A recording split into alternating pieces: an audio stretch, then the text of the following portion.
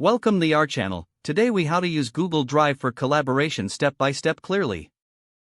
Open your web browser and navigate to Google Drive. Sign in to your Google account if you haven't already. Once you're in Google Drive, click on the plus new button located on the left side of the screen.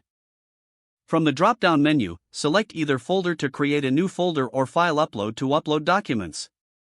If you created a folder, give it a name that reflects its purpose and click Create. To share the folder or file, right-click on it and select Share from the options that appear. In the Sharing Settings window, enter the email addresses of the people you want to collaborate with. Adjust the access permissions by choosing between Viewer, Commenter, or Editor. Click Send to share the folder or file.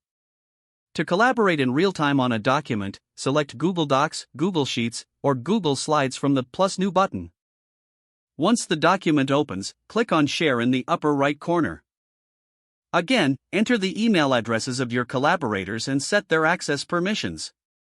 All collaborators will receive an email notification with a link to the document. To leave comments, highlight the text and click the comment icon or use Ctrl+Alt+M for a shortcut.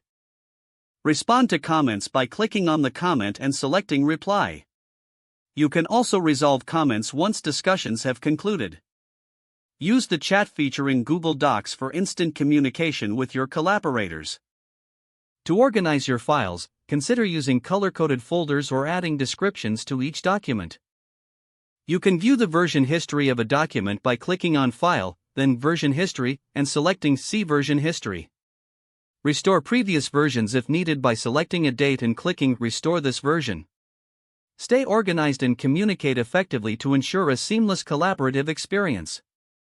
If the page does not load, refresh the browser or try again in a private or incognito window. Make sure you are using the correct email address, then retype it carefully to avoid small typos. If your password is not accepted, use the reset option and create a new strong password you can remember. Check your spam folder for verification or security emails, then complete any requested confirmation steps. Enable two-factor authentication if available to improve account security and reduce unauthorized access risk. After signing in, review your profile details so your contact information and settings are accurate and current. If you see an error message, note it down and try again after restarting your device and internet connection. Log out when you finish, especially on shared devices, to keep your account and payment information secure. If the page does not load, refresh the browser or try again in a private or incognito window. Make sure you are using the correct email address, then retype it carefully to avoid small typos.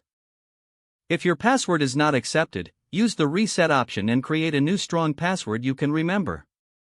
Check your spam folder for verification or security emails, then complete any requested confirmation steps. Don't forget to like this video and subscribe to our channel for more step-by-step tech guides.